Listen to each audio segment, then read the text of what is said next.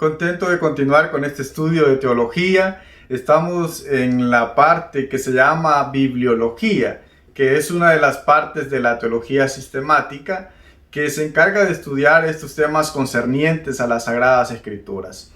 Hemos ido avanzando poco a poco en esta serie que se llama Estudio de Teología, y así hemos llegado al tema de la crítica textual, que es el tema que se empezó en el video anterior. En el video anterior empezamos hablando desde cero de la crítica textual. Empezamos hablando de los materiales que se utilizaban para escribir, más propiamente para escribir la Biblia, la Escritura Sagrada, porque también aclaré de que antes de eso se utilizaba casi cualquier superficie para poder escribir. Pero cuando se trata de la Biblia, los primeros escritos fueron en papiro y posteriormente se hizo en pergaminos, y hablaba de la historia que había detrás de eso, del por qué el cambio de papiro a pergaminos, y también hablaba de los utensilios que se utilizaban para poder escribir, y de aquellas personas claves en la historia de la formación de la Biblia, personas que son protagonistas en esta historia de la Biblia, de cómo nos ha llegado la Biblia hasta nosotros. Entonces, hoy vamos a continuar retomando esos enseñanzas, hablando acerca también de estos personajes como Erasmo de Rotterdam, que, como digo, son claves para poder entender esta historia de la Biblia. Y hoy, pues, como digo, va a ser como la segunda parte de la crítica textual. Hoy nos vamos a enfocar más en los manuscritos que son los llamados testigos, que son las copias de los autógrafos, es decir, de los manuscritos originales, los que escribieron los agiógrafos, los hombres que Dios utilizó para poder darnos su revelación. Para continuar, quiero invitarte que si todavía no te has suscrito a este canal, puedas hacerlo. Suscríbete, comenta los videos, las dudas que tengas, qué te pareció, qué sugerencias tienes, y también darle me gusta, compartirlo, interactuar con los videos, porque de esa forma es como la plataforma de YouTube recomienda los videos a otras personas, y así es como podemos llegar a más público. De ahí es la insistencia de esto de suscribirse, de comentar, de darle me gusta, porque interactuando es como se puede llegar a un público más grande. Entonces, cuando nosotros hablamos de la crítica textual, cuando hablamos de la Biblia, una de las preguntas muy importantes que nos podemos hacer es cómo saber que lo que yo tengo ahora como Biblia es verdadero, cómo saber que no es un libro alterado como dicen algunos, ¿verdad? Que la Biblia, dicen, hay muchas personas que hablan desde su ignorancia y dicen que la Biblia es un libro en el cual los hombres la han ido haciendo a su conveniencia y han ido añadiendo cosas a su conveniencia.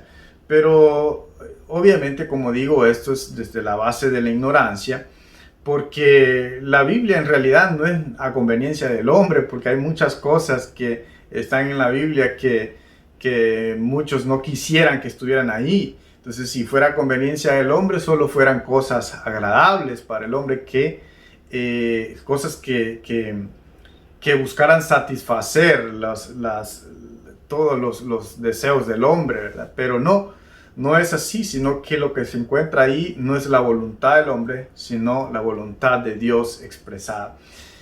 Entonces, para saber cómo nosotros podemos estar seguros de tener la palabra de Dios, cómo saber que en realidad esto es lo que Dios comunicó al hombre, ese trabajo es un trabajo muy muy arduo, es un trabajo difícil, pero que gracias a Dios hoy en nuestros días contamos con diferentes ciencias bíblicas que nos ayudan a poder acercarnos al texto original. Hay diversas ciencias bíblicas que la mayoría de cristianos ignora la existencia de estas ciencias y más y peor aún, ¿verdad? Hay muchos que no las conocen, no las manejan y el peor de los casos es que hay muchos que las ven con indiferencia o las menosprecian. Pero existen diferentes ciencias bíblicas que nos ayudan a acercarnos al texto original. Voy a mencionarte 7 ciencias bíblicas. Entre ellas está la exégesis, la hermenéutica, la arqueología, también la antropología, que es muy importante en el estudio de la Biblia, la semántica y relativamente hace poco tiempo se agregó también lo que es la semiótica y por supuesto la historia, que la historia ha arrojado muchas herramientas, muchos recursos para la correcta interpretación de la Biblia. Entonces, este conjunto de ciencias bíblicas puestas en marcha, ¿verdad? Todos los componentes, los recursos que nos pueden aportar, de eso se encarga lo que es el estudio crítico de las Escrituras. El estudio crítico de las Escrituras utiliza todas estas ciencias bíblicas, todos estos recursos, para poder determinar el texto más cercano que podemos tener de los originales. Entonces, el estudio crítico implica varias cosas. No solamente es la crítica textual, sino que también existe la crítica histórica, la crítica literaria, la crítica lingüística y la crítica de formas. Pero la base de todo esto es la crítica textual. Entonces, en pocas palabras, ¿qué es la crítica textual? La crítica textual es aquel estudio que nos acerca más al texto original, que nos acerca más a las palabras que salieron directamente de la mente de Dios, la voluntad de Dios expresada, la escritura, lo que los hombres que Dios utilizó para darnos esa revelación escribieron. Entonces, eso es importante porque, como mencionaba en el video anterior, hoy ya no tenemos los autógrafos. Esos manuscritos, por diversas razones, ya la humanidad ya no los tiene, se deterioraron, se perdieron. Puede ser que alguien los destruyó, o tal vez alguno de ellos aún está sin ser descubierto. Tal vez alguien los escondió y hasta el día de hoy no han sido encontrados. No se sabe, pero lo más seguro quizás o con mucha seguridad podríamos decir que ya no existe ninguno de ellos. Ya no existen los libros del Antiguo Testamento, los originales. Ya no existen los del Nuevo Testamento, las cartas que escribió el apóstol Pablo. Esos manuscritos ya no los tenemos. Pero lo que sí tenemos son copias de esos manuscritos. Y a esas copias, como también explicaba en el video anterior, es a lo que llamamos testigos. Esos son los testigos, las copias de los autógrafos. Entonces, la crítica textual toma todas estas copias que hoy en día, con todos esos descubrimientos a lo largo de los años, son miles de manuscritos, miles de testigos que hay de la Escritura.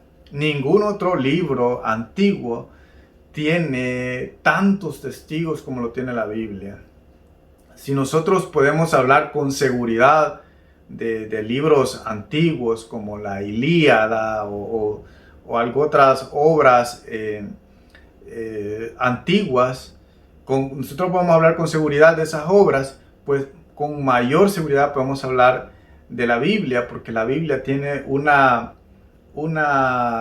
abundancia, tiene una vastedad de testigos, de manuscritos que atestiguan lo que tenemos en las páginas de la Biblia. Entonces, como son miles de manuscritos, es un trabajo muy difícil, muy duro, de poder hacer el análisis de esos manuscritos, de poder comparar esos manuscritos y de poder depurar aquellas adiciones que tienen los manuscritos. Entonces, de todo ello se encarga la crítica textual. ¿Por qué digo que se encarga también de depurar lo que se encuentra en algunos manuscritos? Y hay que tener en cuenta lo que también mencionaba en el video anterior, que muchos copistas agregaron cosas a los manuscritos.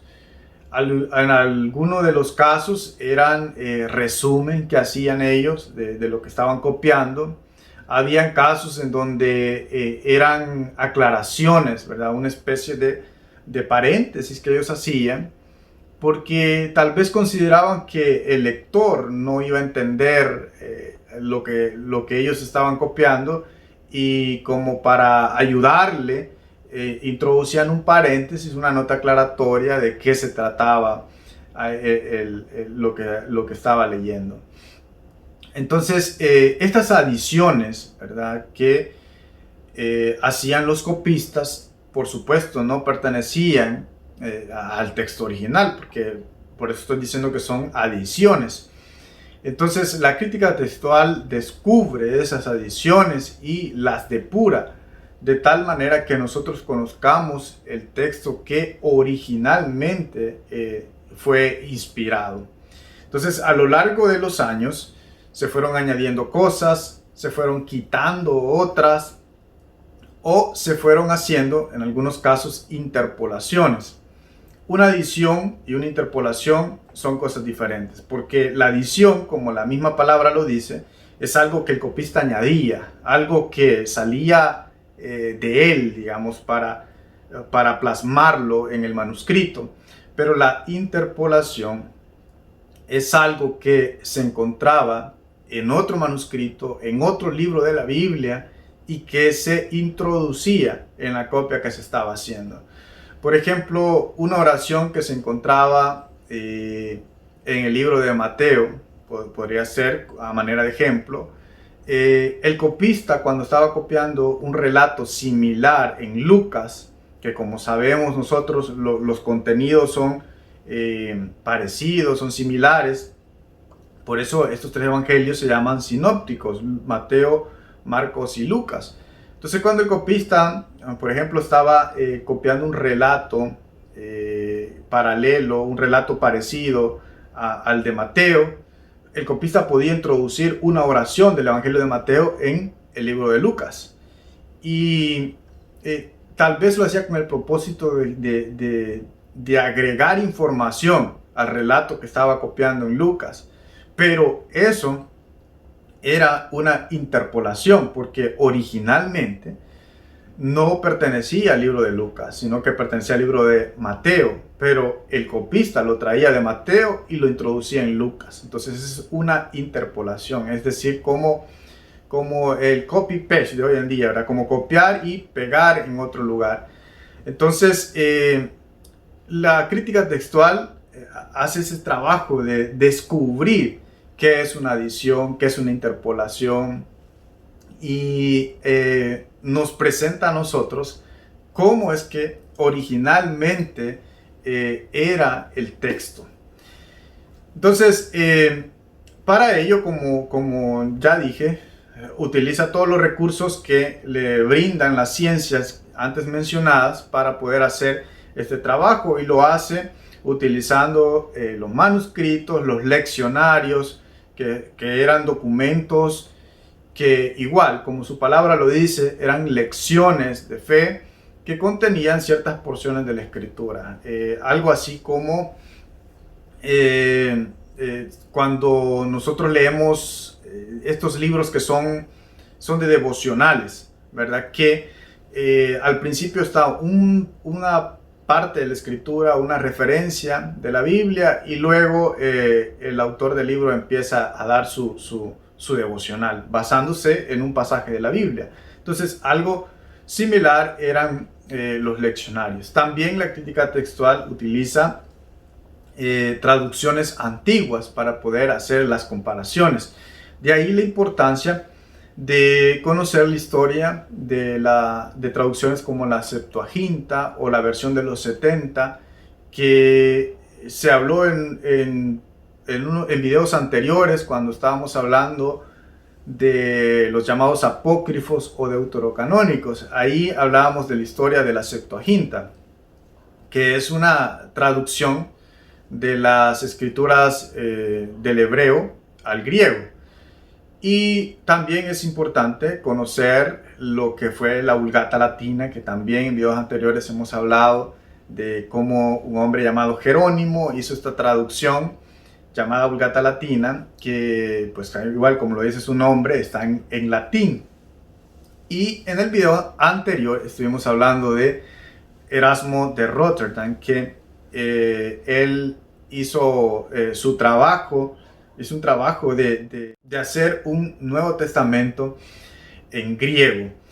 Entonces es importante conocer todos estos aspectos, todos estos temas para poder entender lo que sigue. Entonces esto es la crítica textual, esto es de lo que se encarga, y ahora vamos a pasar a hablar de dos fuentes principales que se han utilizado y que se utilizan para poder hacer las traducciones de la Biblia, que dieron lugar en el siglo XVI, siglo XVII, y las traducciones modernas, las traducciones recientes que tenemos de la Escritura, aunque es relativamente reciente, ¿verdad? Las traducciones de los últimos 100 años. Entonces, hablemos de esas fuentes entonces. En el caso del Antiguo Testamento hay mucho acuerdo entre los biblistas de cuáles son las fuentes que se utilizan para poder hacer o para poder traducir el Antiguo Testamento. Y la historia del Antiguo Testamento se remonta a la época o al periodo intertestamentario, del cual también ya hemos hablado. En ese periodo intertestamentario surgieron los escribas, que fueron los guardianes del texto bíblico. Fueron las personas que se encargaron de copiar las escrituras y de ser una especie de guardianes del texto sagrado. Entonces ahí fue donde surgió lo que se conoce como la Misná, que son enseñanzas de los judíos, que incluía tradiciones, enseñanzas de los judíos, y que posteriormente tuvo ciertas adiciones de otras enseñanzas del judaísmo siempre, y eso dio origen a lo que se conoce como el Talmud, que es de gran importancia para los judíos porque contiene es un conjunto de enseñanzas rabínicas. Entonces todo esto surgió de estos escribas, de la historia de los escribas, que en los tiempos de Jesús también los podemos leer en los evangelios a este grupo de personas que se dedicaban con mucho esmero, con mucho esfuerzo a cuidar y a preservar el texto bíblico. Después, ya en el siglo V después de Jesucristo, surgió lo que hoy conocemos como los masoretas, que igual fueron guardianes de la escritura, y ellos se extendieron desde el siglo V hasta el siglo X aproximadamente. El texto masorético es uno de los textos utilizados para poder hacer traducciones del Antiguo Testamento. En el caso de la Nueva Versión Internacional utiliza el texto masorético porque es un texto bastante confiable, que tiene sus bases en el Códice Leningrado. Es un texto que tiene mucha aceptación. Pero también hay códices importantes que se utilizan para las traducciones del Antiguo Testamento, como lo son el Códice del Cairo, el Códice Alepo y, como ya lo mencioné, el Leningrado. Entonces, en el Antiguo Testamento, como no hay mucho problema a la hora de hacer estas traducciones, porque hay bastante acuerdo, como digo, entre los biblistas a utilizar estos códices. Quizá el problema más grande o las diferencias de opiniones más grandes que hay es en el Nuevo Testamento. Porque en el Nuevo Testamento ahí sí cambia la cosa, porque se utilizan mayormente dos fuentes, que es el Textus Receptus, que en español sería el texto recibido, y el texto crítico. Entonces, las traducciones tradicionales, antiguas, del siglo XVI, XVII, han sido traducidas o fueron traducidas del Textus Receptus, pero las traducciones modernas ya no utilizan el Textus Receptus, por lo que vamos a ver a continuación, sino que utilizan el texto crítico. Entonces, ahí es donde está la discusión entre biblistas, pero la mayoría de estudiosos, los más respetables, los que tienen mayor conocimiento, son aquellos que apoyan el texto crítico. Son pocos las personas que los biblistas que aún pues defienden el texto Receptus y tienen una serie de argumentos que no son muy fuertes, son argumentos débiles, pero que siguen defendiendo el antiguo Textus Receptus.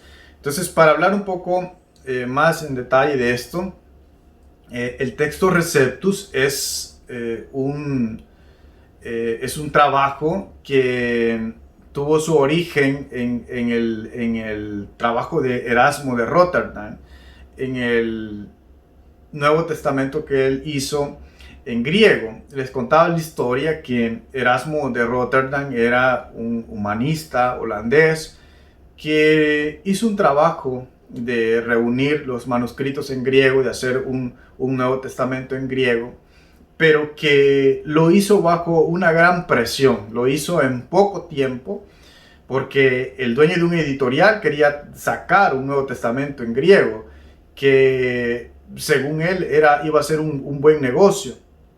Entonces Erasmo, como pudo, hizo su trabajo, reunió algunos manuscritos los que estaban a disposición en ese entonces, en el siglo XVI, y así empezó a armar el Nuevo Testamento en griego de manuscritos que eran de dudosa procedencia. Algunos de esos manuscritos no estaban en la lengua original, estaban en diferentes lenguas, en siríaco, en copto, pero y eran de dudosa procedencia, eran copias de copias de copias y demás copias que utilizó Erasmo de Rotterdam. Entonces, estos manuscritos eran copias que se habían hecho en el siglo X o XII. La mayoría eran del siglo XII. Entonces, él reunió estos manuscritos que no son tan confiables, no eran tan confiables, pero que es lo que él pudo reunir. Y en el caso de Apocalipsis, ni siquiera tenía un manuscrito que tuviera el libro completo de Apocalipsis, sino que para terminar el libro de Apocalipsis, como no tenía documentos en griego, Erasmo lo que hizo fue retraducir de la Vulgata Latina para poder terminar el libro de Apocalipsis. Es decir, fue a la Vulgata Latina, tomó esas porciones de latín y de latín las tradujo al griego, que era como ir al revés, ¿verdad? Porque la Vulgata se había hecho del griego al latín, pero ahora él estaba tomando de latín y lo estaba traduciendo al griego para poder terminar el libro de Apocalipsis. Eso es algo parecido o algo similar a que alguien hoy quiera hacer una traducción de la Biblia en español, digamos, y lo que haga es traducir una traducción al inglés. Toma una Biblia en inglés y la traduce al español. Entonces eso hoy en día no es válido en las ciencias bíblicas. No se puede hacer eso de traducir de un idioma que no es el original a otro idioma. Si se quiere hacer una traducción de la Biblia, se tiene que ir a los idiomas originales, al hebreo, al arameo y al griego. Entonces eso es lo que tenía que hacer Erasmo de Rotterdam, pero lo que hizo fue traducir de la Vulgata los versículos que le faltaban, la parte que le faltaba del Apocalipsis, para poder terminarlo. Y así, en poco tiempo, presentó su trabajo del Nuevo Testamento en griego. Eso fue en 1516. Y el mismo Erasmo sabía que su trabajo era que se podía hacer mejor. Y muchas personas lo vieron así, como un trabajo deficiente, pero por cosas de la vida fue el texto que tuvo mayor difusión, mayor éxito, a pesar que, como dije en el video anterior, a pesar de que había un texto mejor, que fue el que patrocinó el cardenal Cisneros, que se conoció como la Biblia políglota, porque estaba en diferentes idiomas. Hablé un poco de eso en el video anterior. Entonces, pero el texto de Erasmo fue el que tuvo mayor publicidad, diría yo, porque la persona que se encargó de la publicidad de este texto fue el que lo bautizó como Textus Receptus, el texto recibido por todos. Y fue tan exitosa esa publicidad, que era el texto recibido, que se convirtió en el texto de mayor circulación, en el texto más conocido, el texto que utilizaron varios traductores en la época de la Reforma, como lo fue Lutero. Lutero utilizó el Textus Receptus, el texto de Erasmo, para poder hacer su traducción.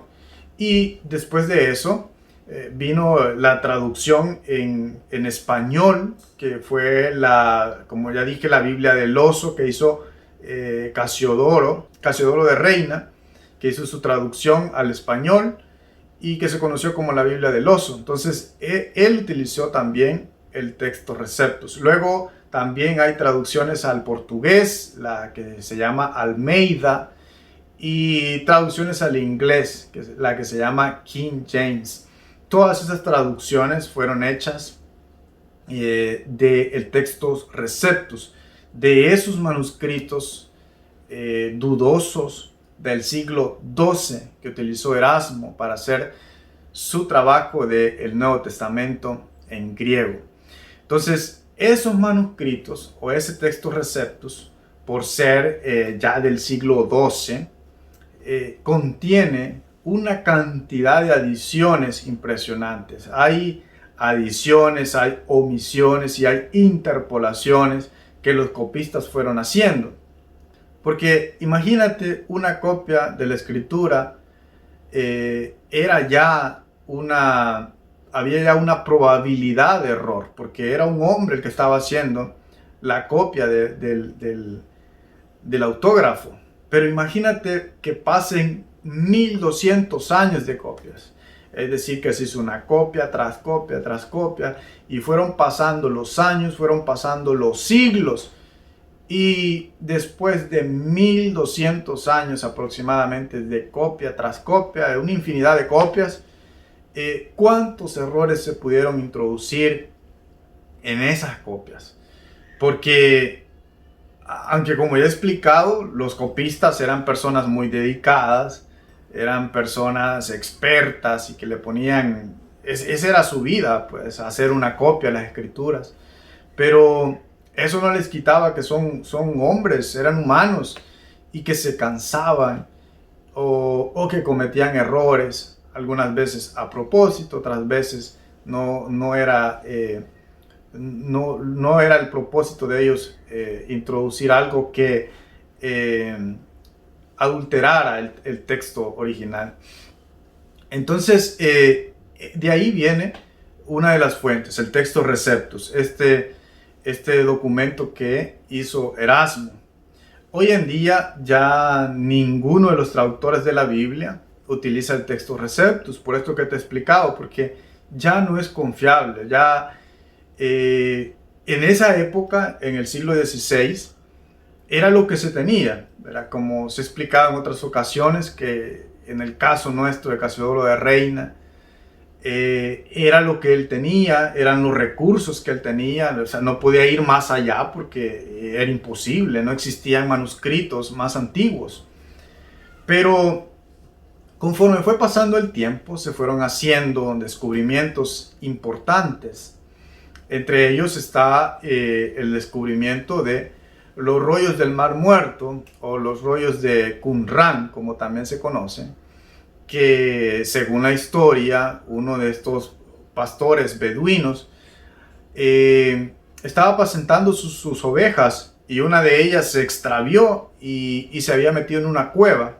Entonces él, en busca del animal, empezó a tirar piedras dentro de una cueva, y lo curioso fue que una de esas piedras no hizo el sonido normal cuando cae una piedra a tierra, sino que el pastor escuchó como que algo se rompió, como cuando le tiras una piedra a una vasija de barro, que se escucha cuando se quiebra. Entonces él escuchó eso y le entró la curiosidad, descendió a la cueva y se encontró con unas especie de ollas o tinajas, como queramos llamarle, de barro, que contenían rollos de cuero. Entonces el beduino, al ver los rollos de cuero, él vio una oportunidad de hacer un dinerito extra, de vender el cuero, ¿verdad? A él no le importó o no tenía conciencia de que eran del valor que tenía lo que estaba escrito en los rollos, sino que lo que vio fue el cuero, fue el negocio de vender el cuero.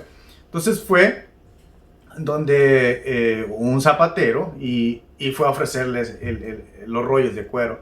Entonces este hombre que compró los rollos se dio cuenta que era más que cuero lo que le estaba vendiendo el beduino, y lo llevó donde un experto, y este experto fue el que descubrió que lo que se encontraba eran manuscritos de la Biblia y de otros documentos que eran muy valiosos por su antigüedad. Antes de eso no se tenían manuscritos del Antiguo Testamento más allá del siglo X, pero en ese descubrimiento había manuscritos que eran del siglo III, el siglo II, el siglo I antes de Cristo. Es decir, que iba hasta el siglo III antes de Cristo. Y por supuesto se encontraban, como digo, manuscritos de otras obras extrabíblicas. Pero ese fue el descubrimiento del siglo. Y así fue como empezaron a explorar otras cuevas en esa área, hasta descubrir un total de 12 cuevas en donde encontraron pues cientos de manuscritos. Y la arqueología fue descubriendo más y más manuscritos. Después de eso, también el video anterior, insisto, hablé de Tinchendorf, que fue el que descubrió uno de los códices más importantes que se tienen hoy en día en un monasterio del monte Sinaí, el monasterio de Santa Catalina, donde descubrió el Codex Sinaiticus, que es uno de los códex más importantes que tenemos hoy en día, junto con el Alejandrino y junto con el Códice Vaticano. Entonces, las ciencias bíblicas han ido avanzando, se han ido descubriendo todo ese montón de manuscritos, y hoy en día se tienen manuscritos más antiguos.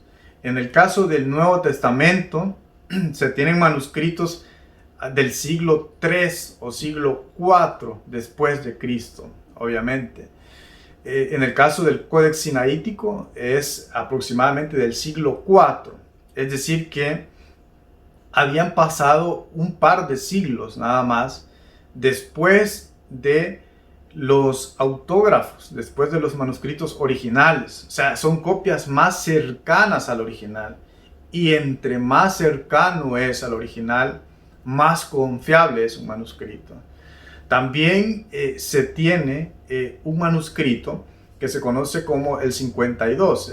Tiene un número, el número 52. Ese manuscrito, o más bien es una porción, nada más, es una fracción del Evangelio de Juan, Juan capítulo 18. Ese es el documento más antiguo que se tiene del Nuevo Testamento, porque data del siglo primero, del siglo segundo, aproximadamente del 120 o del 150 después de Cristo.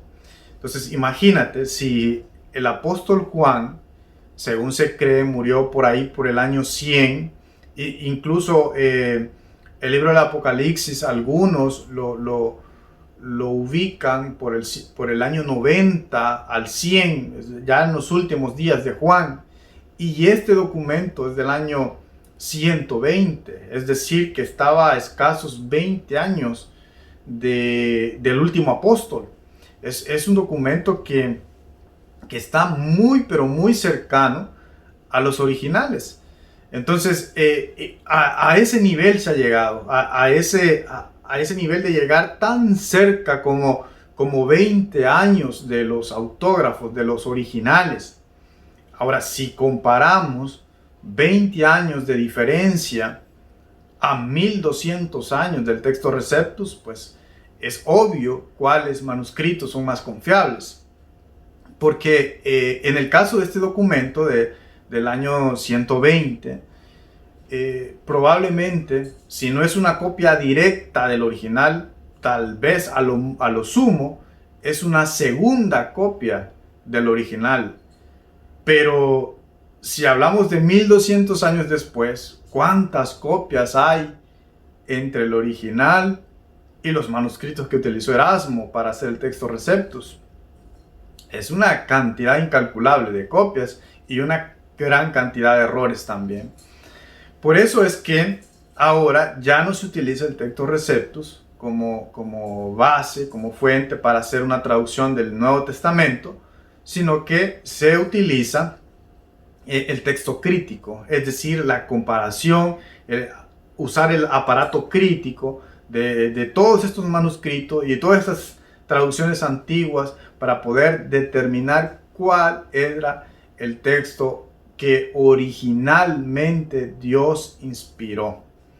Así que vamos a hacer una comparación. Vamos a comparar la traducción de la Reina Valera de 1960. Voy a utilizar esta traducción porque es la más querida por los cristianos evangélicos. Muchos hemos utilizado esta Biblia cuando llegamos al cristianismo. Es la Biblia que nos podemos de memoria, incluso cuando citamos algún versículo de la Biblia. Lo citamos en la traducción o en la revisión de 1960 de la traducción de Casiodoro de Reina. Entonces, esa es una de las razones por la cual voy a utilizar la Reina Valera. Y otra de las razones es porque, como ya dije, es una traducción que se hizo del Textus Receptus en el siglo XVI. Y para comparar los textos voy a utilizar la Nueva Versión Internacional, que es una de las versiones modernas que ha sido traducida desde los manuscritos originales, utilizando el texto crítico, utilizando todas estas ciencias bíblicas que he mencionado para poder hacer este trabajo de traducción. Quiero aclarar que no vamos a comparar la NBI desde la base de la Reina Valera, porque eso no es correcto hacerlo, no es legal, por decirlo así, juzgar una traducción desde la base de otra traducción. Si usted quiere juzgar la Nueva Versión Internacional, tiene que hacerlo comparándolo con los idiomas originales, con los manuscritos originales, no comparándolo con la Reina Valera. Es decir, si yo voy a opinar que algo está mal en la NBI o algo está bien, no lo voy a hacer porque en la Reina Valera dice igual o porque difiere a la Reina Valera, sino que tendría que compararlo con los originales. ¿Qué dice el manuscrito original? En el caso del Nuevo Testamento, ¿qué dice el griego? ¿Qué dicen los manuscritos más confiables, más antiguos? Esa es la comparación o de esa forma se puede hacer una crítica de la traducción. Pero en este caso no vamos a hacer eso, sino que en este caso lo que vamos a hacer es comparar las traducciones para poder conocer qué es lo que decía el texto Receptus y qué es lo que dice el texto crítico. Eso es lo que vamos a hacer, que hay una gran diferencia. Entonces voy a utilizar la Reina Valera 1960 y la NBI a continuación en algunos ejemplos de algunos versículos. Comencemos entonces hablando del Antiguo Testamento. Cuando nosotros abrimos una Biblia, una nueva versión internacional, y la abrimos en el Antiguo Testamento, una de las primeras cosas en las que nos fijamos es que ya no aparece el nombre Jehová en el Antiguo Testamento, como lo es en el caso de la Reina Valera de 1960. En lugar de Jehová, la nueva versión internacional ha traducido Señor. Entonces, ¿por qué Señor y no Jehová? Bueno, hay que decir que Jehová nunca ha sido el nombre de Dios. Y esto es un poco delicado y crea cierta resistencia en algunos círculos evangélicos, porque estamos acostumbrados a llamarle a Dios Jehová. Hay mucha literatura en la cual se le llama así, y en nuestra Biblia preferida de la Reina Valera pues encontramos ese nombre y nosotros nos hemos habituado a llamarle a Dios de esa manera. Pero Dios nunca se ha revelado como Jehová. El nombre de Dios nunca fue Jehová. Entonces, ¿cómo surgió ese nombre? ¿Cómo es que en la Reina Valera se encuentra ese nombre de Jehová para referirse a Dios? Bueno, Dios se reveló al pueblo de Israel y Él les dio un nombre. Ese nombre nosotros hoy lo conocemos como el tetragramatón. Se le llama así porque son 4 consonantes, que solamente son consonantes. No hay vocales, ¿verdad? Las consonantes son la Y, la H, la V o V y la H. Entonces, esas 4 letras, Y, H, B, H, ese es el tetragramatón, ese es el nombre verdadero de Dios. Ahora, como son 4 consonantes y nosotros nuestras palabras las formamos de consonantes y vocales para poder pronunciarlas, entonces estas 4 consonantes no podemos pronunciarlas, no sabemos con exactitud cuál era la pronunciación original de estas 4 consonantes. Pero ¿por qué no se sabe? En la época que Israel fue al exilio, cuando sucedió la destrucción de Jerusalén, que se destruyó el templo y que Israel se fue llevado cautivo, en ese entonces se dejó de utilizar el nombre de Dios, porque los israelitas consideraban tan sagrado el nombre de Dios, haciendo caso a aquel mandamiento de no pronunciar el nombre del Señor en vano. Entonces ellos habían tomado muy en serio ese mandamiento, a tal punto que ni siquiera mencionaban el nombre de Dios. O sea, no querían cometer el error de mencionarlo en vano. Entonces dijeron, bueno, lo mejor que podemos hacer es dejar de pronunciarlo, ¿verdad? El verdadero nombre de Dios. Entonces se dejó de pronunciar.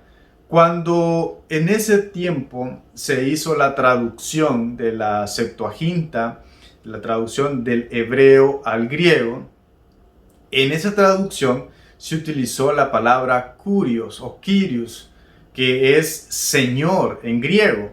Entonces, en la Septuaginta aparece como Curios, como Señor. Y cada vez que se leía el nombre de Dios, se pronunciaba este equivalente a nuestro idioma español de Señor, Curios, en el griego. Y cuando se hablaba en hebreo, en las sinagogas que aún seguían hablando hebreo, lo que ellos hacían es de que pronunciaban otro de los nombres de Dios, que es Adonai, el cual también significa Señor. Adonai en hebreo es el equivalente a Curios en griego. Ambos nombres significan Señor.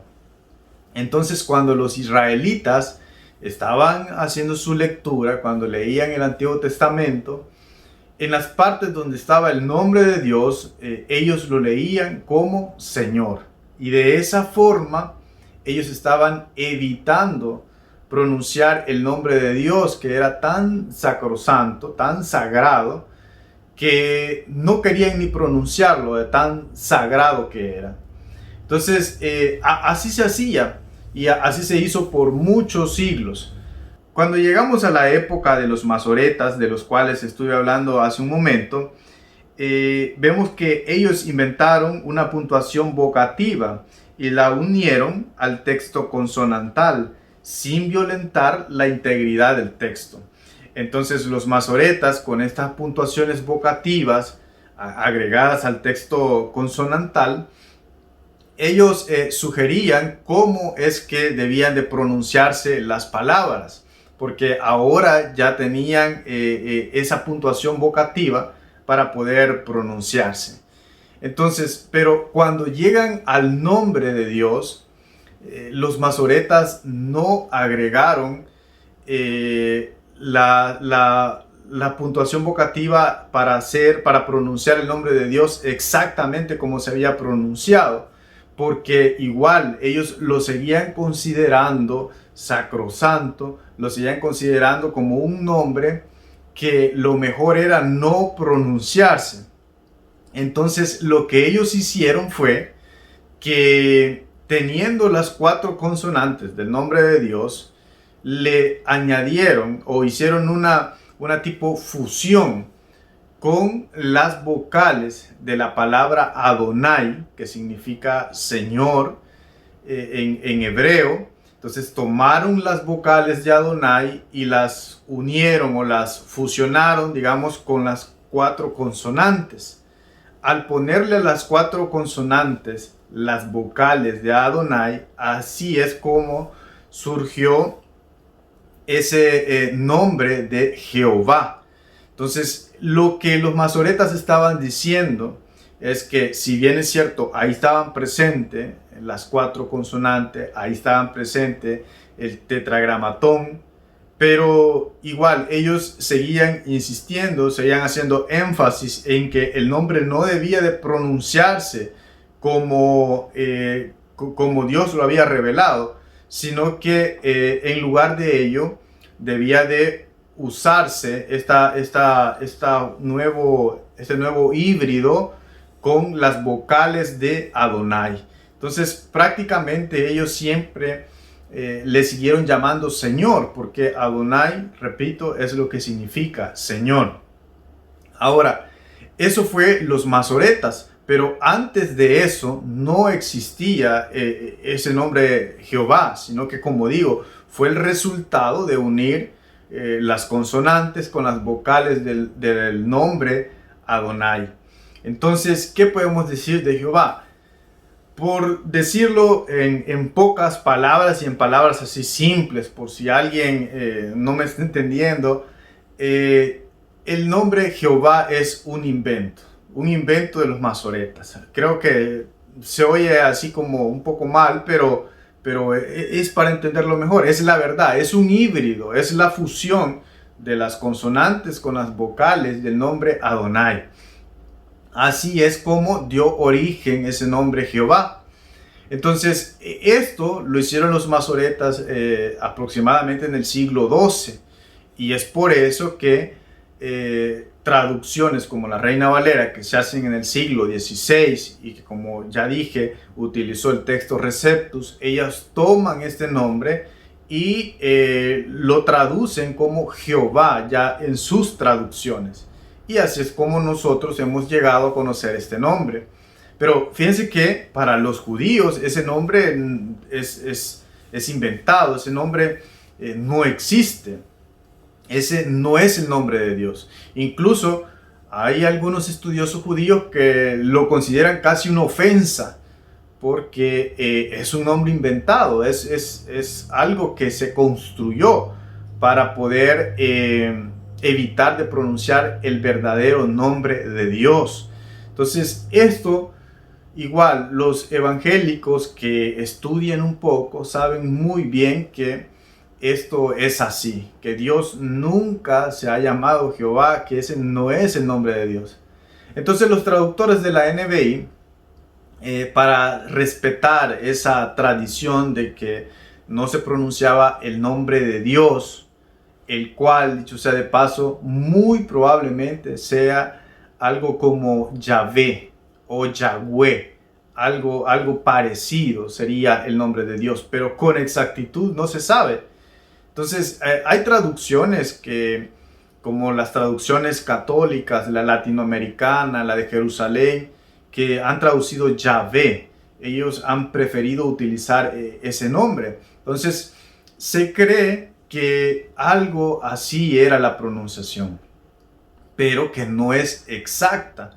Entonces, ante esa incertidumbre, digamos así, de no saber con exactitud, y para respetar esta costumbre de no pronunciar el nombre sagrado de Dios, para no ponerlo ahí de forma indiscriminada, entonces los de la Nueva Versión Internacional optaron por traducir Señor, que es lo que hacían los judíos. Ellos cada vez que leían el nombre de Dios, lo leían como Adonai, o en el griego como Kurios, pero que significaba Señor.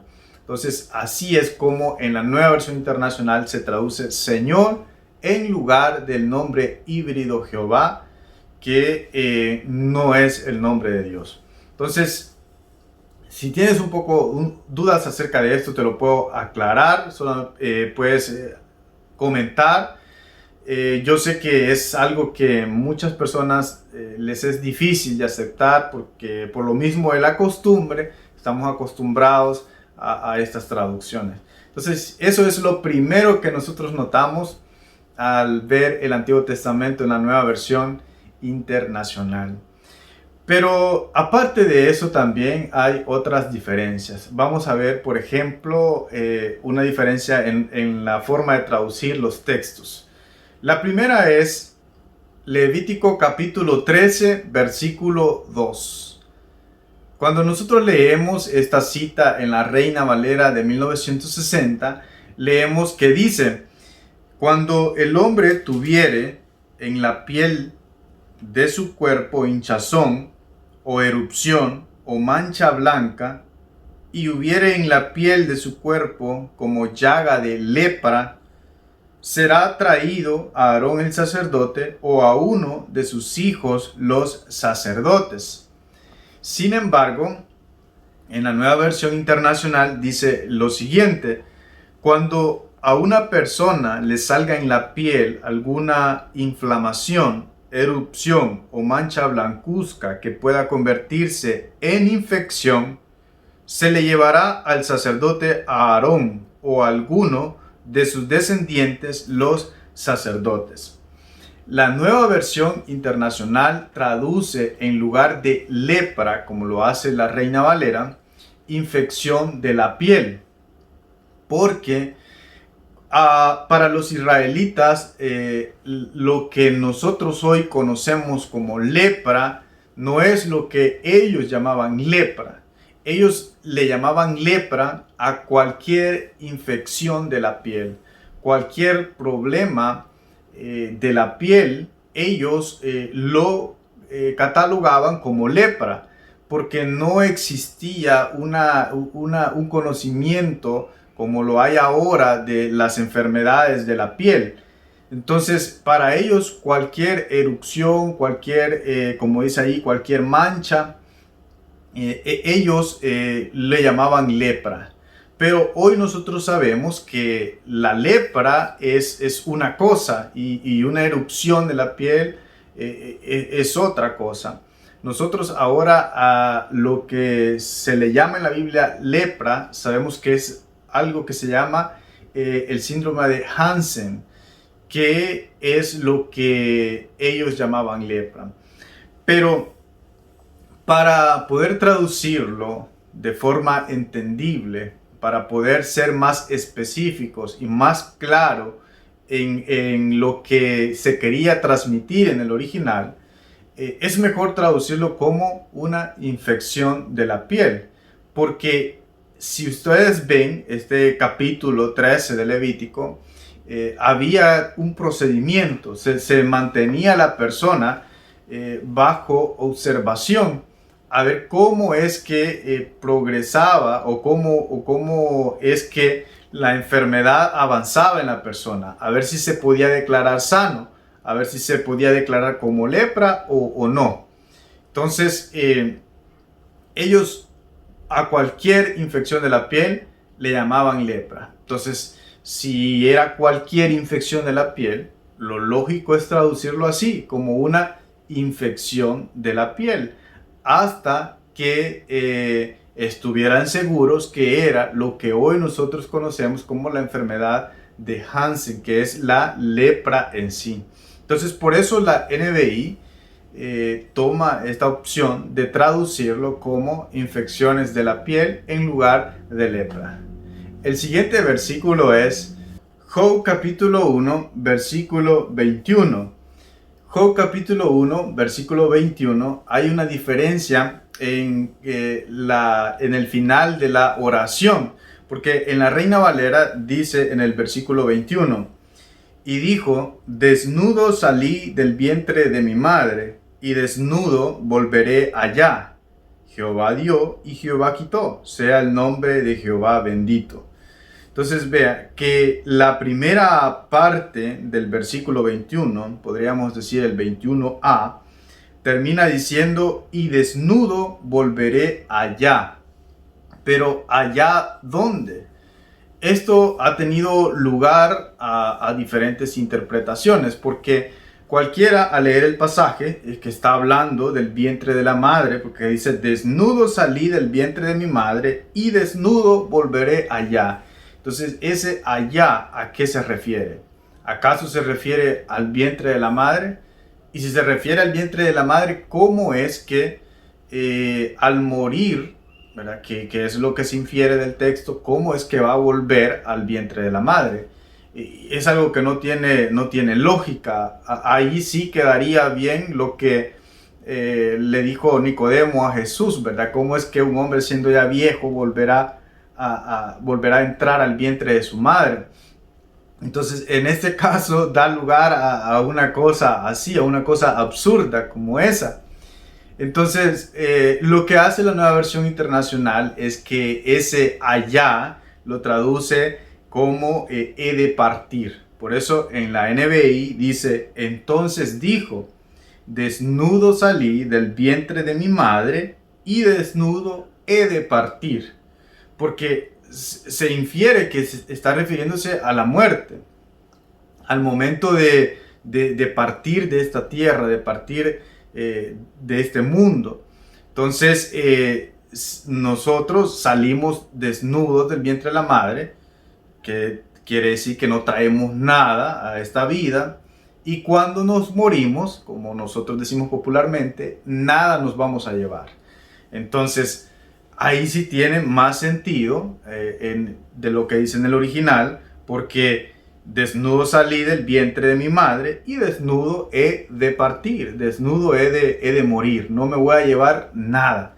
Entonces, por eso es que la NBI traduce de esa forma, porque en el caso de la Reina Valera, desnudo volveré allá, que es una traducción alternativa, no nos dice nada, no tiene lógica, no hace justicia al sentido original de la expresión que se encuentra en ese versículo.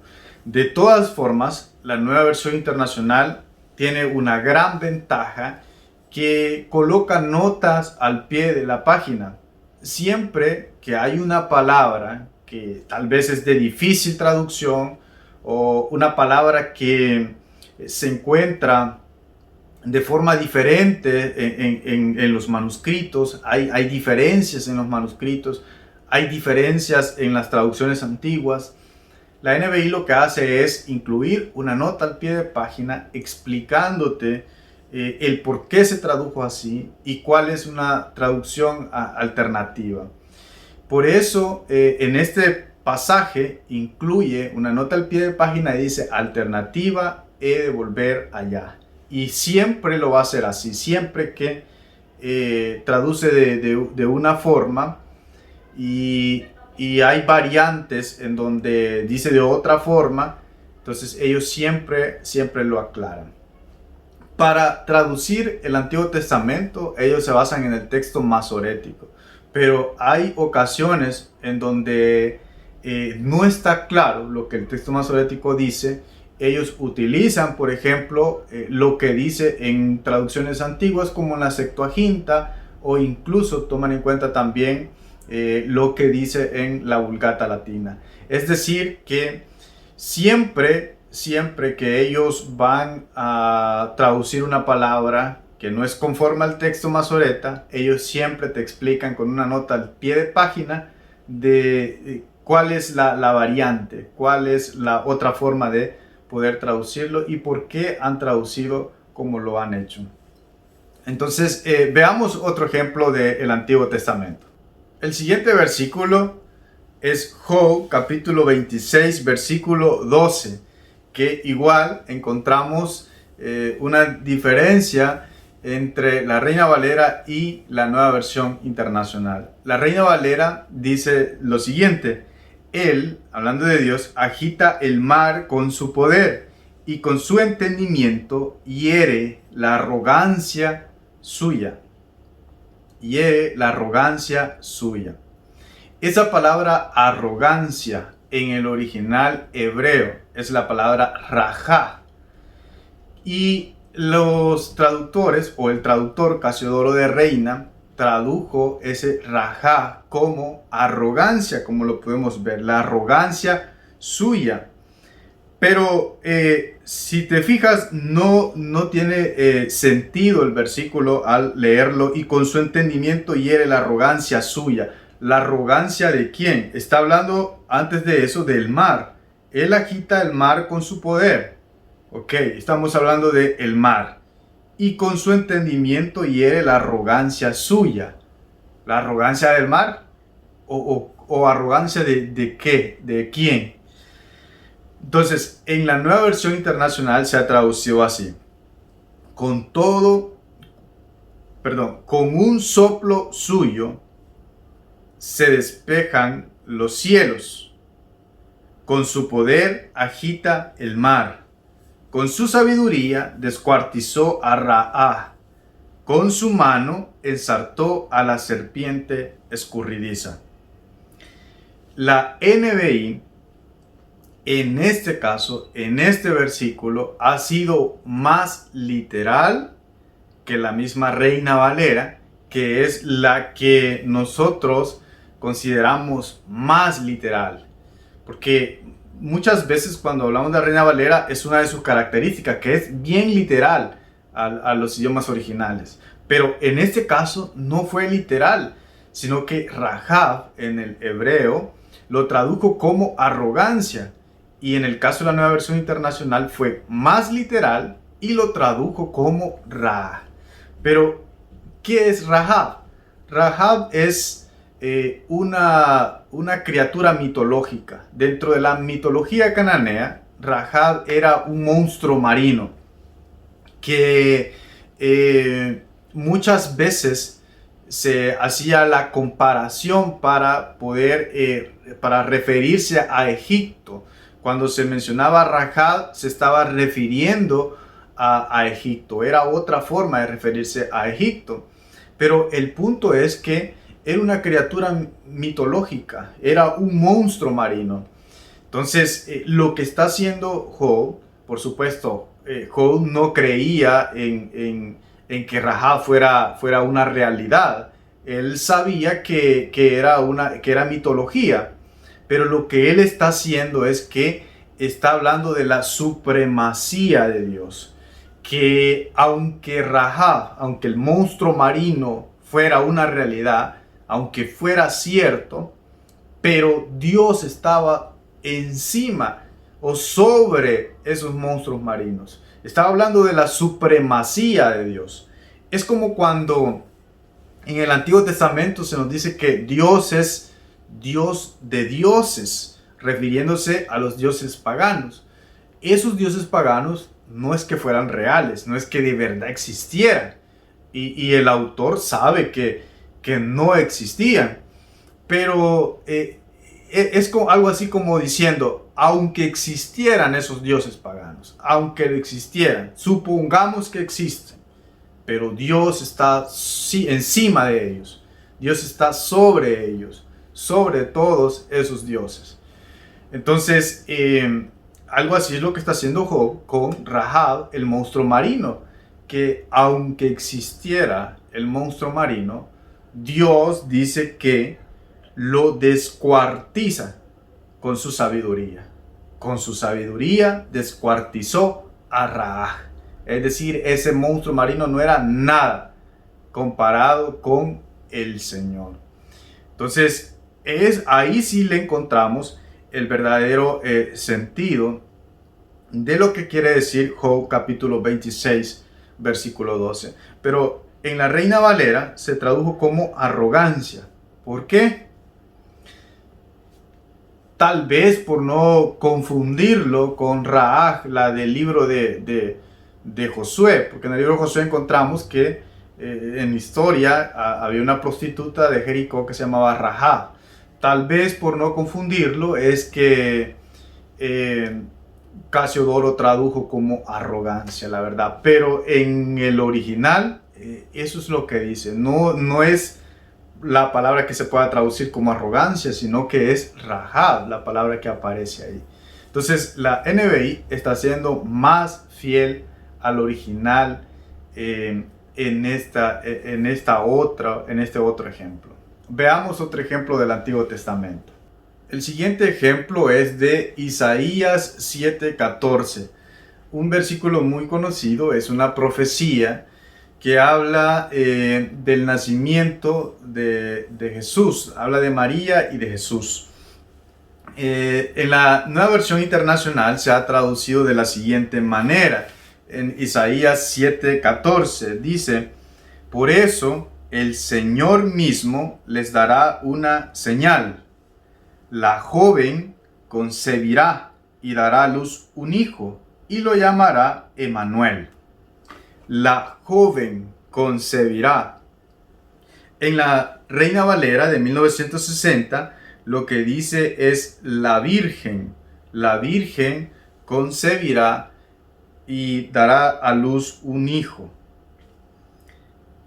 Entonces, ¿por qué en la Reina Valera dice virgen? ¿Por qué la NBI dice joven? Lo que aparece en el original es la palabra hebrea alma, que no necesariamente significa virgen, sino que literalmente lo que significa es joven. Esta misma palabra, la Reina Valera, en otros pasajes del Antiguo Testamento, lo ha traducido como doncella, pero en Isaías lo tradujo como virgen. Tal vez es, ¿verdad?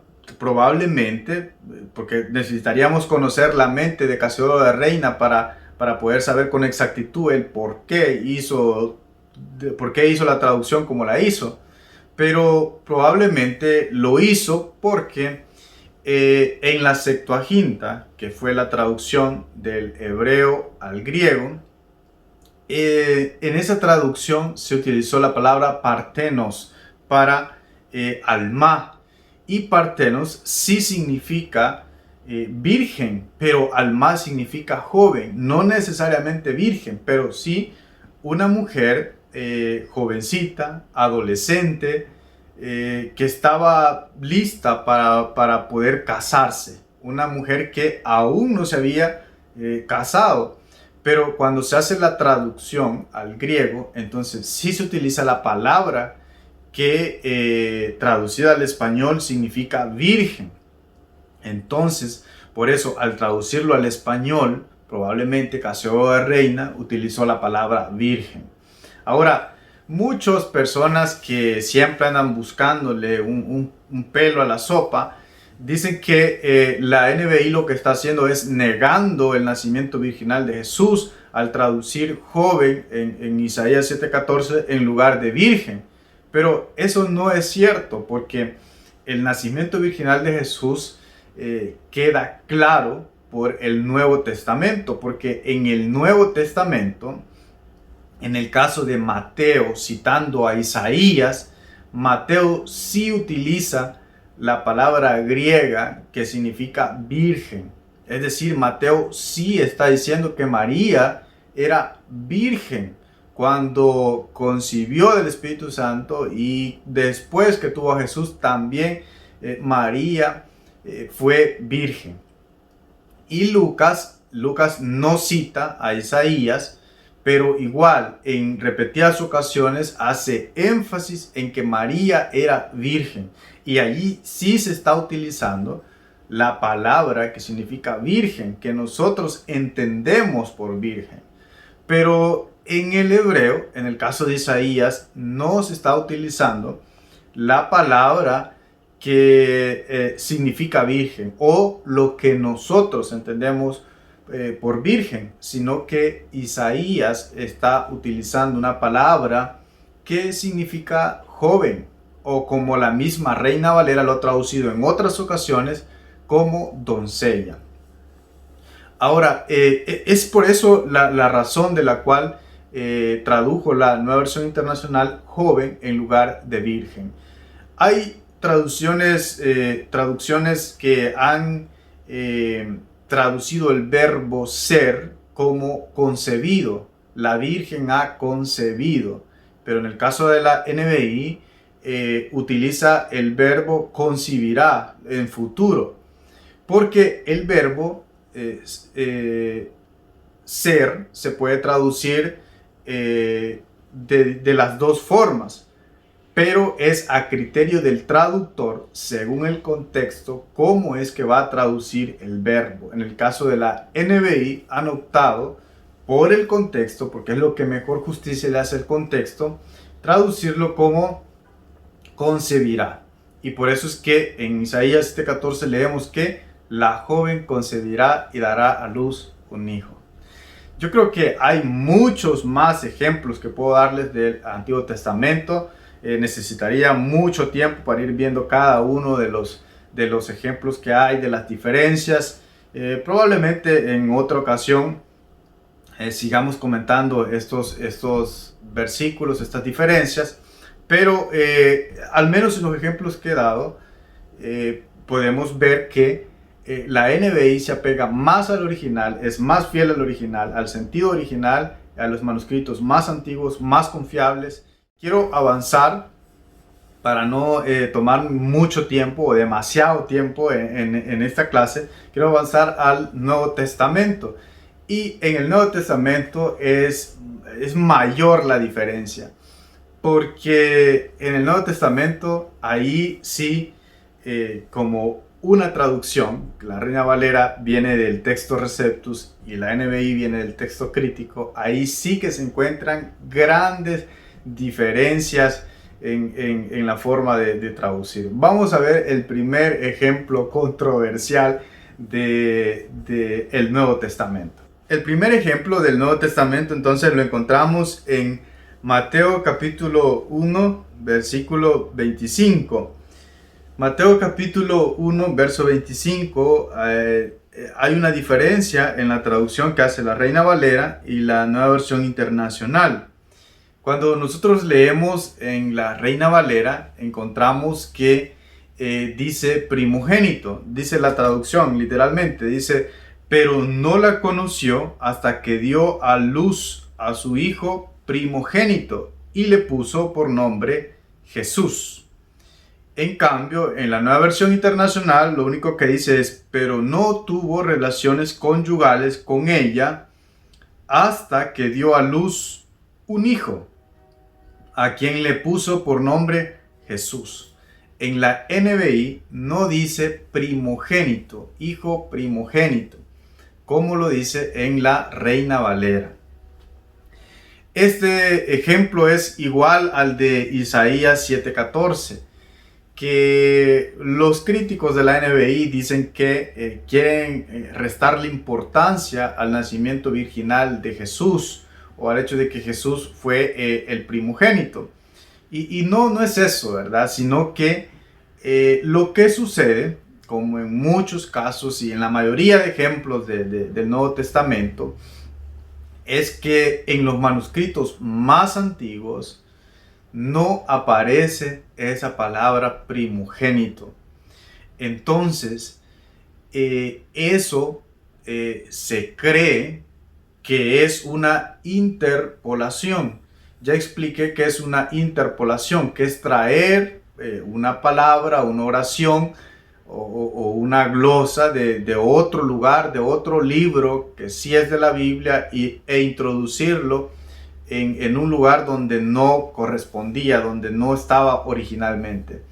Entonces, en Lucas capítulo 2, versículo 7, allí es donde se encuentra esa palabra primogénito, que dice Lucas 2:7 en la NBI, así que dio a luz a su hijo primogénito, lo envolvió en pañales y lo acostó en un pesebre, porque no había lugar para ellos en la posada. Aquí en Lucas 2:7 sí dice primogénito y la Nueva Versión Internacional está traduciéndolo así como primogénito. Entonces, si la NBI, si de verdad, si fuera cierto esto que dicen las personas que les gusta señalar o que andan buscando, como digo, un pelo en la sopa, si eso fuera cierto, Lucas 2:7 no hubieran traducido la palabra primogénito, pero sí lo traducen primogénito porque en el original dice primogénito.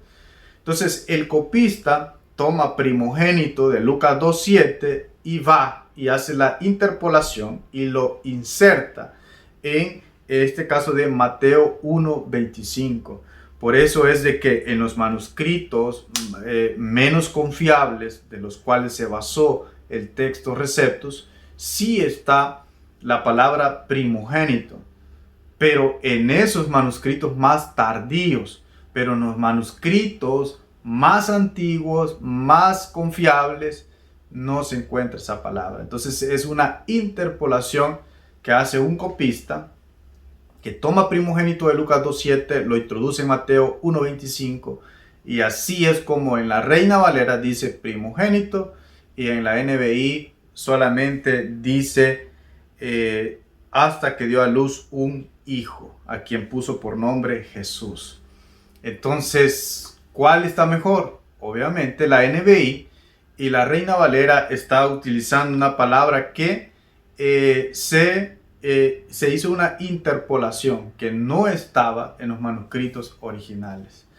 Veamos otro ejemplo para continuar. Otro ejemplo es Mateo 6:13. En Mateo 6:13 encontramos que no incluye la NBI lo que nosotros podríamos llamar la colita, ¿verdad?, del Padre Nuestro, sino que en la NBI lo que dice es: y no nos dejes caer en tentación, sino líbranos del maligno. Pero la Reina Valera de 1960, en Mateo 6:13, dice: y no nos metas en tentación, mas líbranos del mal. Porque tuyo es el reino, y el poder, y la gloria, por todos los siglos. Amén. Entonces, eso, porque tuyo es el reino, el poder y la gloria por todos los siglos. Amén, no lo incluye la Nueva Versión Internacional. Por eso algunos le llaman así la colita del Padre Nuestro, porque es en lo que termina el Padre Nuestro. Pero ¿por qué no lo incluye la Nueva Versión Internacional?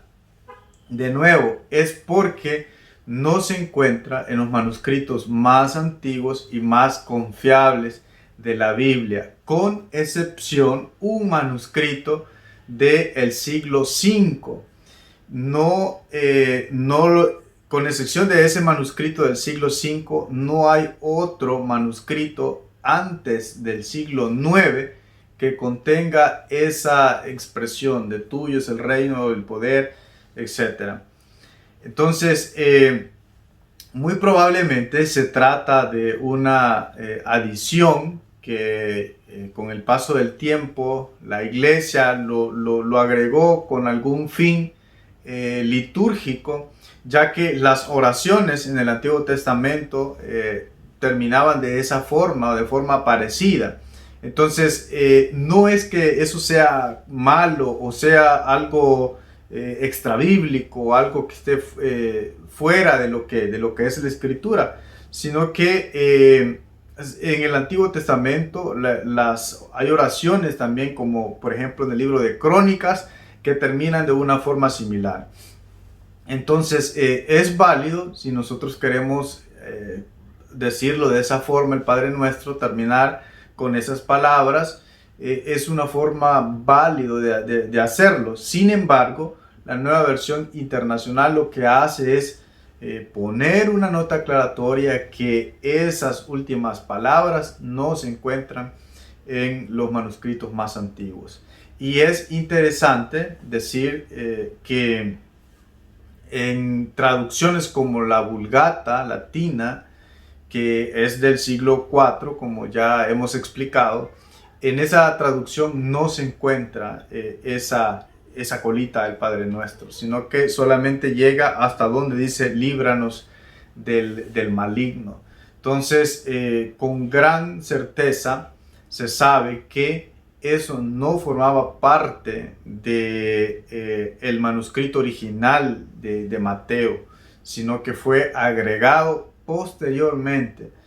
Y cuando se hace la Reina Valera, pues ella lo traduce ya con la adición, y por eso es de que en la Reina Valera podemos leer esa parte final de tuyo es el reino y el poder y la gloria por todos los siglos. Amén. Entonces, no le resta importancia al texto, no se pierde nada, no se está contradiciendo ninguna enseñanza de la Biblia. Si, como digo, hay oraciones del Antiguo Testamento que terminan de esa manera, y si nosotros la queremos decir así, pues es válido hacerlo, pero debemos de saber que en el original, con mucha certeza, no decía así, y por eso es que la Nueva Versión Internacional hace esa aclaración de que no estaban los manuscritos más antiguos y más confiables de la Biblia. Sigamos con otro ejemplo. El siguiente es el ejemplo de Mateo 17:21, que si ustedes buscan Mateo capítulo 17, versículo 21 en la Nueva Versión Internacional, se darán cuenta de que no existe ese versículo en la NBI. Y alguien podría decir, la NBI le quitó a la Biblia, le quitó a la palabra del Señor, porque hay versículos que no están, como es Mateo 17:21, que del 20 se salta al 22 y no existe el versículo 21 en Mateo capítulo 17. Entonces, ¿qué pasó con ese versículo? ¿Realmente la NBI le está quitando a la palabra del Señor? No. Lo que pasa es que en Marcos también se encuentra este relato de la expulsión del demonio que no pudieron expulsar los discípulos, y que Jesús lo expulsa.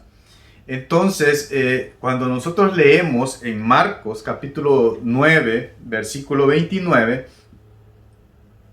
dice de la siguiente manera, Marcos 9:29, esta clase de demonios solo puede ser expulsada a fuerza de oración, respondió Jesús en la NBI.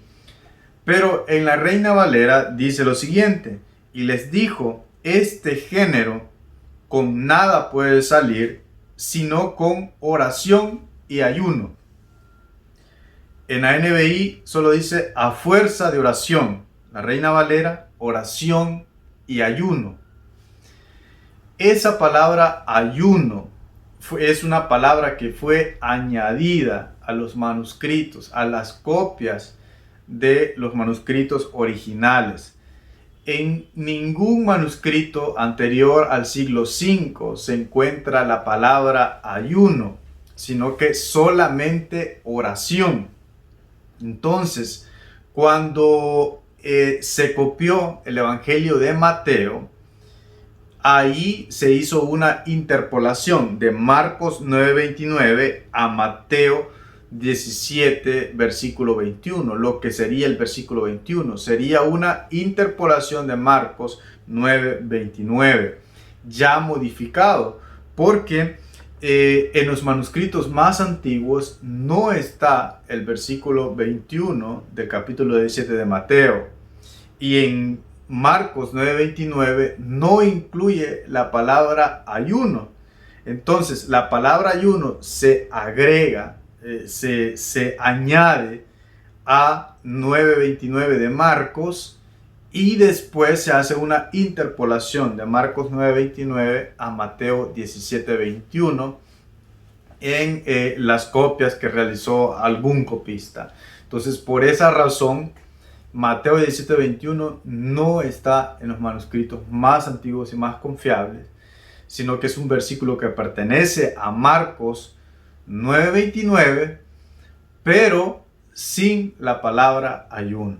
Ahora, yo creo que este es uno de los versículos más conocidos de esta traducción de la NBI, y de los cuales les ha llovido más críticas e incluso ofensas al comité de traductores de la Nueva Versión Internacional, porque la gente que busca el pelo en la sopa afirma que los traductores de la NBI están restándole o quitándole la doctrina del ayuno a las escrituras. Y como bien ellos han respondido, no es que estén eliminando la enseñanza del ayuno, porque el ayuno está bien documentado en la Biblia, no solo en Marcos 9:29 con la adición, sino que en muchos otros pasajes de la Escritura se habla del ayuno. Y aquí voy a hacer un paréntesis y voy a decir de que ninguna doctrina de las Escrituras, ninguna de las enseñanzas bíblicas se debe de basar en un solo versículo, y menos en un versículo o en una palabra, en este caso, de dudosa procedencia, como es en el caso de Marcos 9:29, la palabra ayuno.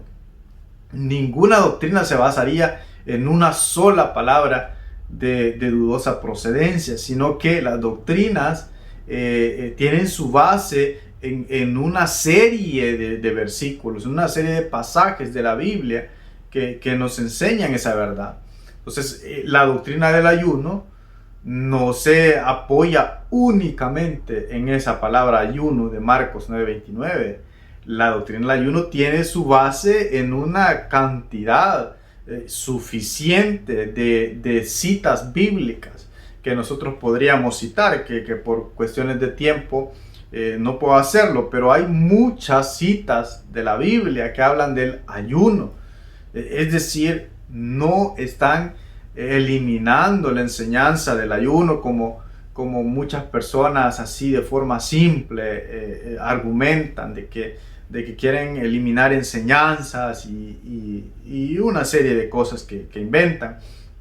Entonces, el ayuno está bien documentado, el ayuno tiene bases sólidas en la Escritura, y solo porque aquí en Marcos 9:29 en el original no dice oración ni ayuno, no quiere decir que se esté botando o eliminando esa enseñanza del ayuno.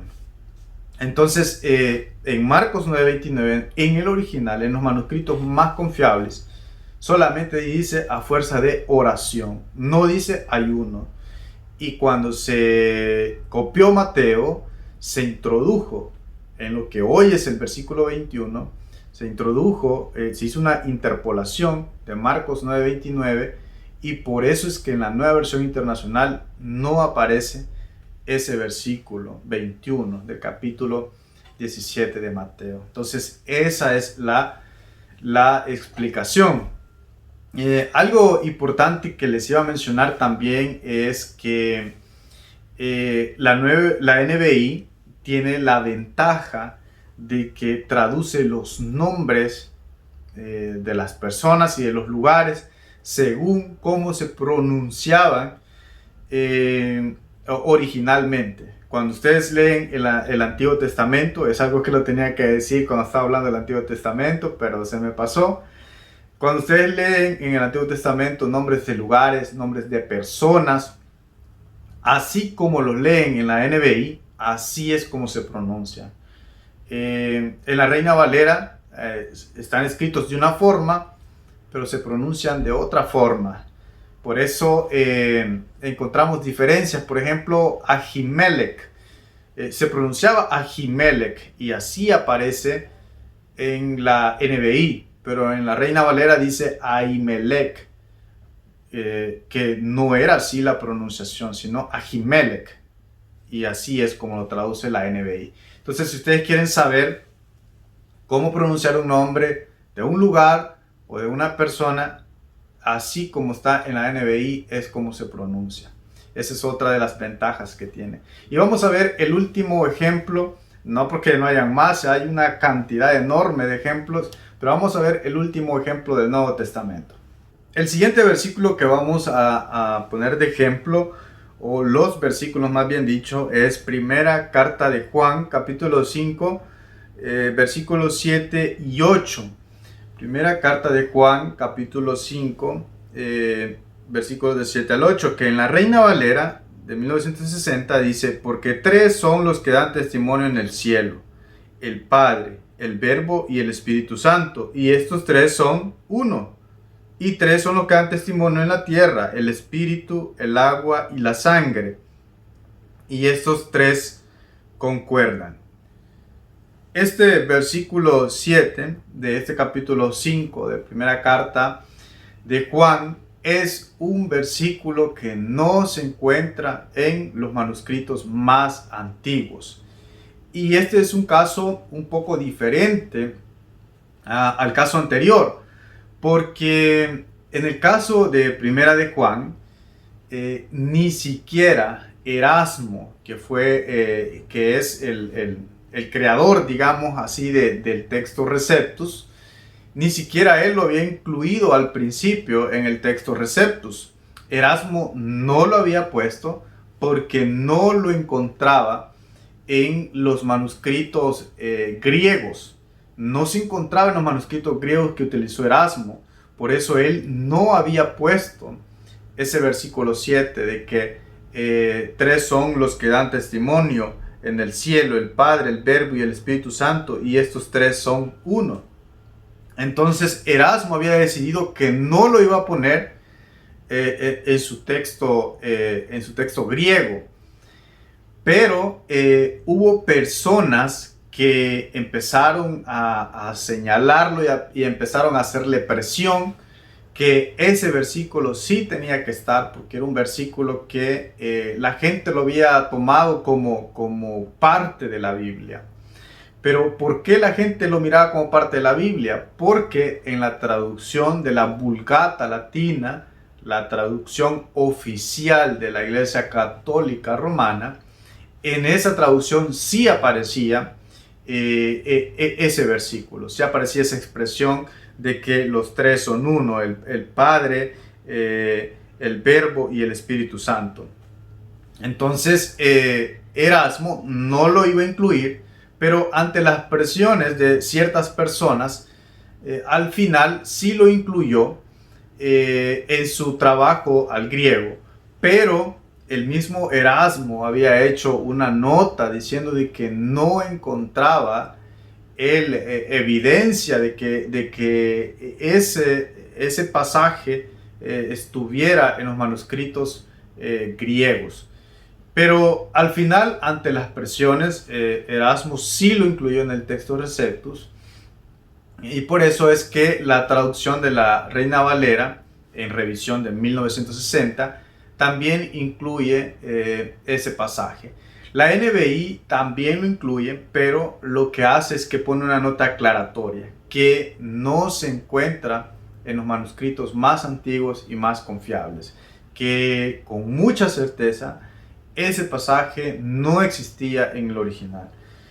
Y de nuevo, vamos a los que critican la nueva versión internacional, que le está quitando la palabra de Dios y empiezan a hablar de las maldiciones del libro de Apocalipsis, que les quitarán el nombre del libro de la vida, etc. Empiezan a hablar de que se está atentando contra la doctrina de la Trinidad. Pero igual que en el caso anterior, la doctrina de la Trinidad no está solo basada en 1 Juan 5, 7 al 8, sino que la doctrina de la Trinidad está en casi toda la Biblia.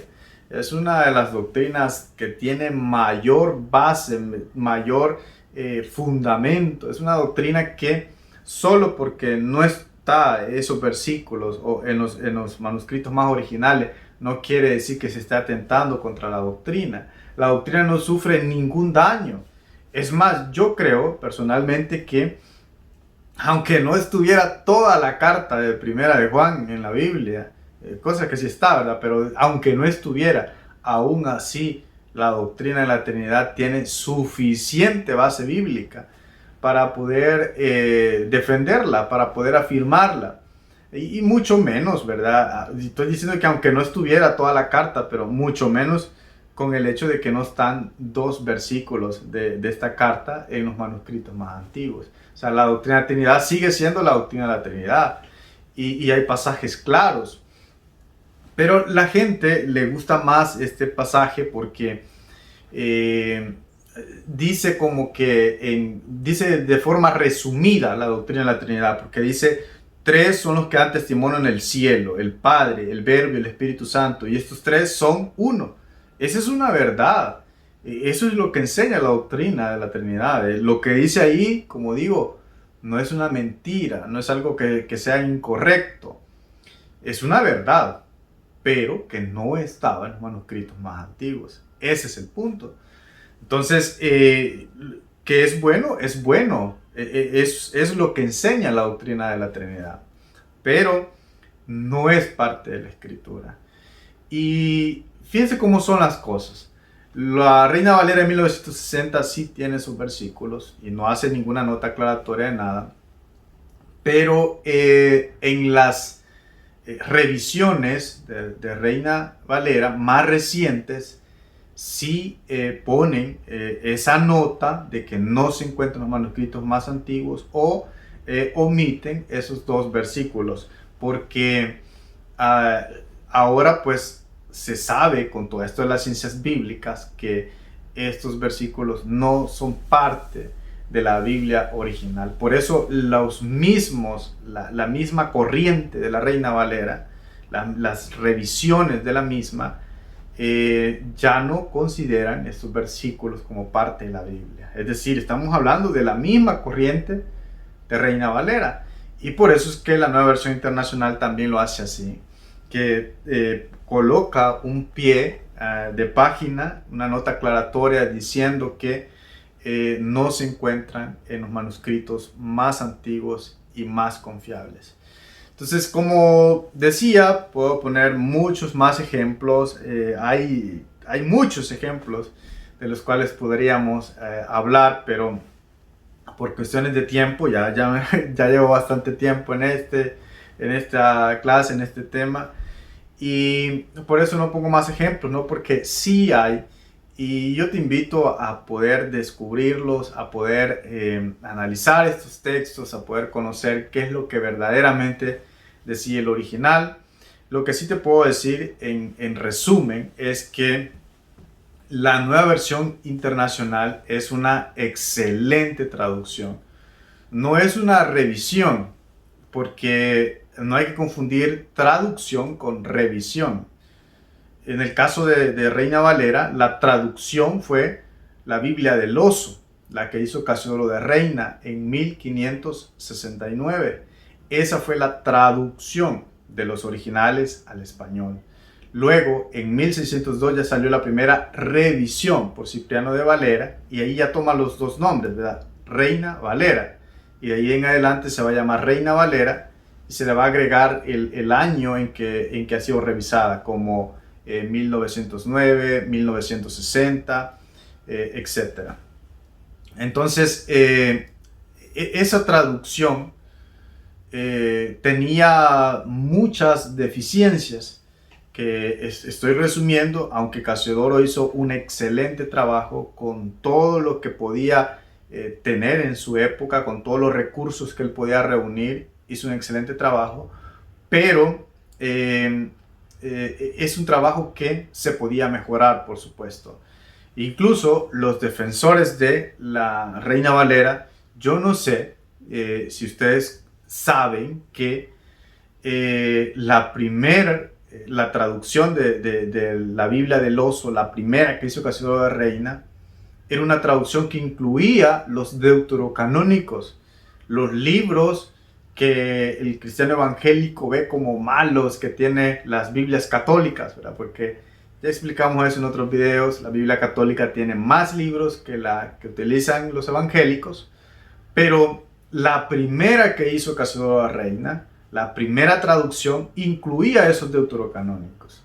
Es decir, que la Biblia, la Reina, que era la primera, contenía los apócrifos o deuterocanónicos. Se dice que apócrifos no es la palabra adecuada, pero hay mucha gente que lo conoce como apócrifo. Es decir,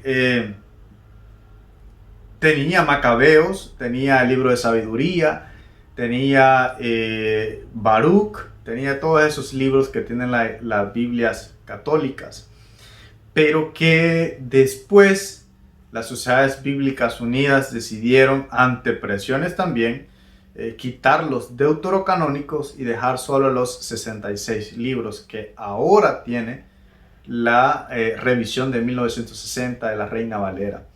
Entonces, hay toda una historia ahí, ¿verdad? Entonces, pero la NBI es una traducción también, no es una revisión, no es tampoco una traducción del inglés, como algunas personas de forma muy simple, muy sencilla piensan que la nueva versión internacional en español es una traducción de la NIV en inglés, la nueva versión internacional en inglés. No es una traducción de la NIV, sino que es una traducción hecha directa de los originales, del hebreo, del arameo y del griego. Y vas a tener la ventaja de poder leer las notas aclaratorias que ellos hacen cuando hay una variante textual. Entonces es un excelente trabajo y es así porque la hicieron 20 biblistas, 20 especialistas, 20 expertos en esas ciencias bíblicas que hablábamos al principio, de unas 12 denominaciones diferentes, 20 biblistas de casi todos, representantes de casi todos los, de muchos países, de toda Latinoamérica. Entonces, como ha dicho el coordinador, ahí se encontraba todo el zoológico evangélico, dice él, para que se refiere a que todas las denominaciones estaban representadas ahí. Y es un trabajo excelente, es un trabajo que han hecho hombres expertos en estas ciencias bíblicas, hombres que han dedicado años para poder hacer esta traducción que hoy tenemos de la Biblia, que es una traducción fiel y que es muy dinámica, que busca el sentido del original y que nos acerca a lo que originalmente Dios reveló a través de estos hombres que Él por alguna razón escogió. Entonces, eso es el estudio de la crítica textual. Creo que ya hemos hablado bastante de este tema Y ahora ya estamos listos para hablar de temas más cognitivos de la Biblia. Hasta aquí vamos a dejar ya esta clase de temas y luego seguimos con un tema totalmente diferente. Pero espero que te haya quedado claro, y cualquier cosa puedes comentar en este video en el canal de YouTube preferiblemente. Y si no, como algunas personas lo hacen, que escriben al Messenger de la página en Facebook de Soluciones Teológicas para hacer algún comentario o alguna pregunta. El tema es extenso, pero muy interesante, y espero de haber sido de utilidad para algunas personas, que esta clase les sirva. Yo sé que hay quienes, como siempre lo digo, hay quienes que saben hasta más de lo que hemos hablado aquí, ¿verdad? Hay gente que es una gente muy estudiosa, que para ellos esto es como el ABC, gente que sabe bastante. Pero también hay otras personas que están aprendiendo, que están empezando el estudio teológico, y para estas personas también es de gran provecho. Para estas personas es de mayor provecho, más bien dicho. Así que igual, si son preguntas, son bien recibidas; si son comentarios, son bien recibidos; si son sugerencias, son bien recibidos; o si tienes algún aporte, si tú sabes algo más, o hay algo que me haya saltado y quieres hacer un aporte, puedes hacerlo en la sección de los comentarios. No te olvides suscribirte al canal, y nos vemos en la próxima clase de este estudio de teología.